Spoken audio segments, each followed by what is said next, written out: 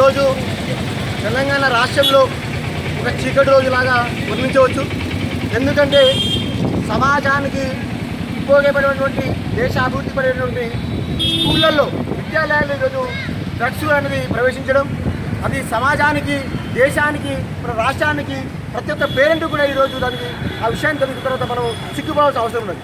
ఎందుకంటే కేవలం క్లాస్ రూమ్లకు పంపిస్తే, స్కూల్లో పంపిస్తే మా బాధ్యత తీరినట్టు ఈరోజు మొత్తం కూడా తల్లిదండ్రులు మొత్తం కూడా ఆ విధంగా ఉండడం, ఎప్పటికప్పుడు కూడా ఎలాంటి పర్యవేక్షణ లేకుండా విద్యార్థులు ఎలాంటి గమనించి మేము ఫీజులు చెల్లిస్తున్నాం, టీచర్లు మీరు మొత్తం పట్టించుకోవాలనే ఆలోచనతో అది సుకుమారంగా పిల్లల్ని పెంచుకుంటూ టీచర్లు ఎక్కడైనా మందలిస్తే టీచర్ల మీద దాడులు చేసి ఈరోజు మొత్తం తల్లిదండ్రులు ఆ విధంగా ఉండడం వల్ల ఈరోజు బంగారు తెలంగాణ రాష్ట్రంలో ఈరోజు భారతదేశంలో మొత్తం కూడా ఈరోజు మాఫియా, డ్రగ్స్ మాఫియా అనేది మొత్తం విస్తరిస్తుంది. అది ఏ స్థాయికి వచ్చిందంటే ఈరోజు విద్యాలయాల్లో ఉన్నటువంటి ఒక సరస్వతి నిలయాల్లో ఉన్నటువంటి విద్యాలయాల్ని, ఒక కుసుమాలని ఈరోజు చిన్న చిన్న పిల్లల్ని కూడా డ్రగ్స్ని పడే విధంగా డ్రగ్స్ని అలవాటు చేసి ఈరోజు వాళ్ళ డబ్బులే ఒక వ్యాపారంగా చేసుకుంటూ మొత్తం సమాజాన్ని, విద్యార్థి లోకాన్ని, మొత్తం పేరెంట్స్ని మొత్తం నాశనం చేసే విధంగా ఈరోజు డ్రగ్స్ మాఫియా మొత్తం కూడా ఉన్నది.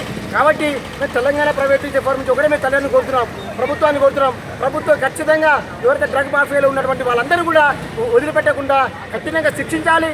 అది ఎక్కడ విద్యాలయాల్లో కూడా ఉన్నా కూడా అలాంటి యాజమాన్యాలు కానీ అలాంటి డ్రగ్ మాఫియా సహకరించే వాళ్ళు ఎవరిని కూడా కఠినంగా శిక్షించాలి. తల్లిదండ్రులు ఇప్పటికైనా మేల్కోవాలి.